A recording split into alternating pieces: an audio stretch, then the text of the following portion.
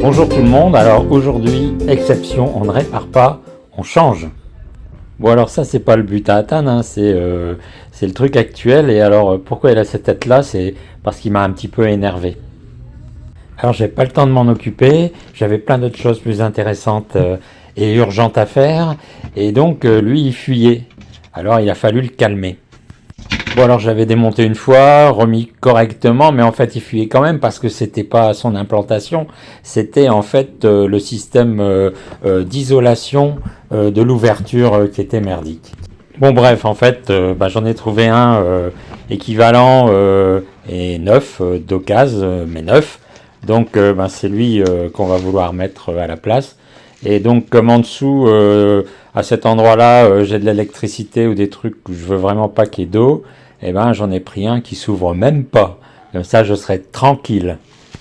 Bon alors on est sur de la marque Liumar et on est sur des size 0, c'est-à-dire les plus petits. Alors voilà, donc c'est parti, donc tout commence par le démontage. Et comme je l'avais bien noyé dans le Sika, il va y avoir un petit peu de résistance.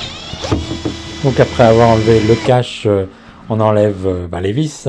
Et après, il va falloir arriver à décoller donc avec une lame, petit à petit, faire le tour.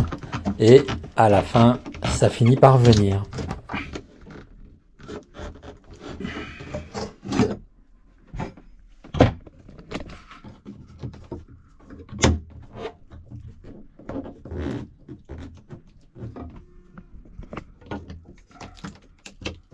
Donc maintenant, opération Sika, mais à l'envers. Donc on va dépioter petit à petit tous les bouts.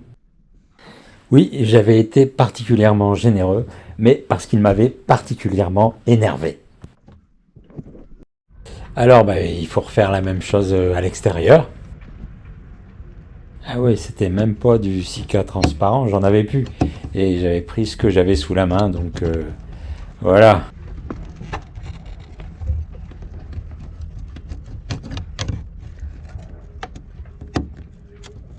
Patience et longueur de temps font mieux que force ni que rage.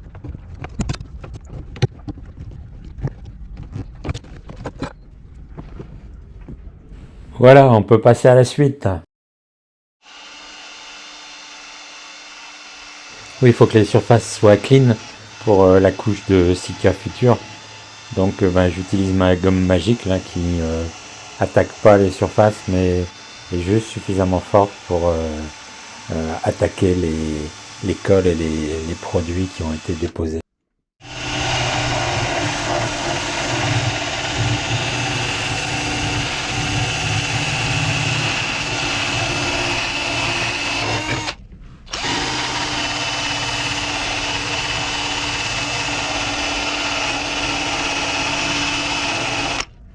Ouais, etc. jusqu'à ce que ça soit propre. Bon, avant de se relancer dans le collage, on va remonter à blanc, donc sans Sika, juste pour voir s'il n'y a pas de surprise.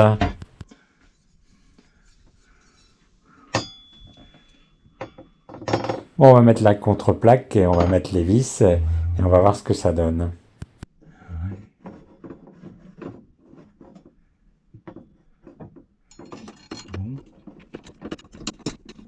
Bon, les vis sont trop grandes. Normal, elles sont fournies pour les épaisseurs de coque importantes. Et ici, on est sur un endroit qui est assez fin.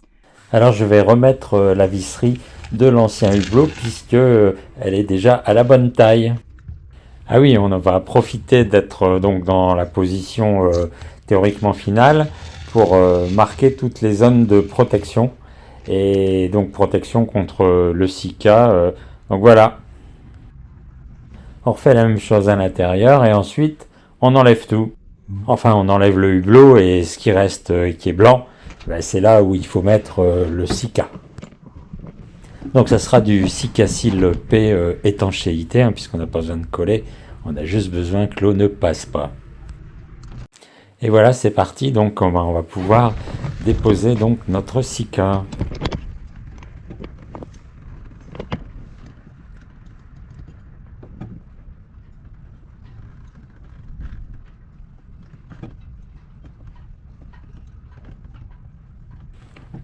On en met sur les surfaces de contact, on en met sur la tranche, on en met sur le hublot lui-même.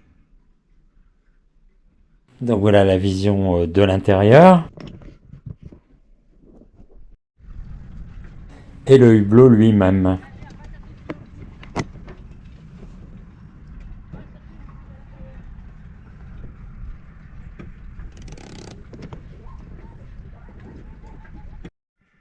Bon voilà, donc maintenant on remet les pièces en position. Donc le hublot là il va tenir tout seul vu la dose de Sika. On y met la contreplaque et on va pouvoir s'intéresser au vissage.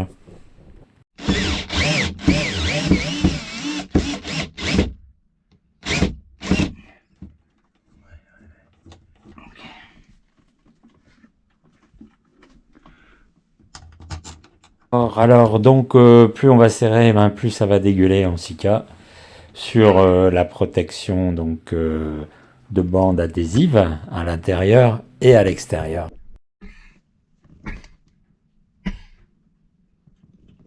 Alors on va ramasser les surplus à l'essuie-tout et après ben, quand il n'y a plus de surplus on peut enlever la protection direct dans la foulée avant que ça sèche surtout.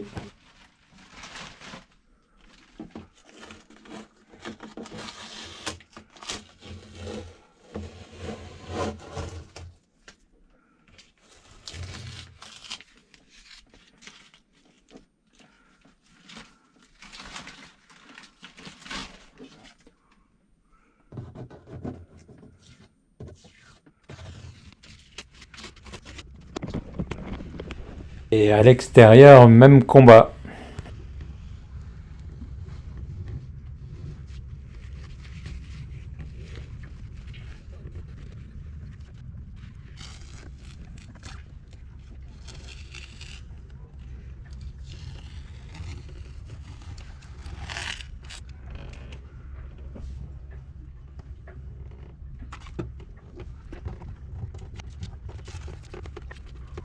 Allez, allez, allez.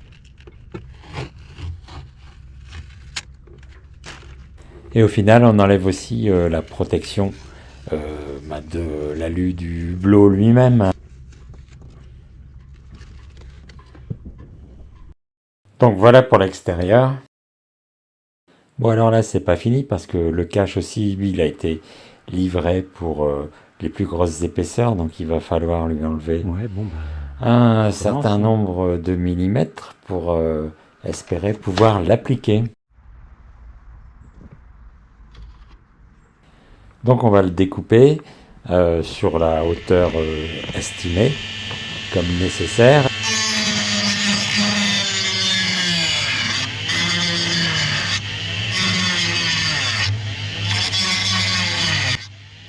Alors on le fait à faible vitesse, sinon bah, ça va monter en température et ça va fondre, et ça va refermer ce qu'on est en train de couper.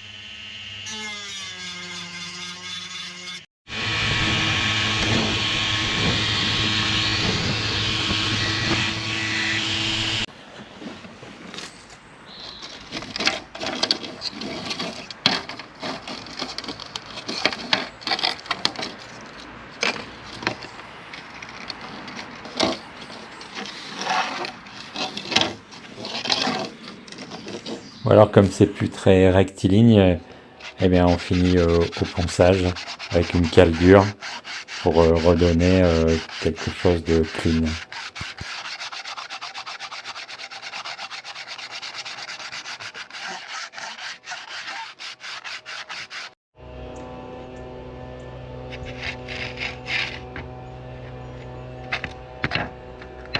Au final, ça se terminera à bord pour les menus ajustements à coup de râpe et à coup de ponçage. Bon voilà, ça m'a l'air pas mal tout ça. Et en plus, il a déjà plu et ça a l'air de tenir. Donc voilà, ça c'est fait. Maintenant, on va pouvoir passer à autre chose. À bientôt, si vous le voulez bien.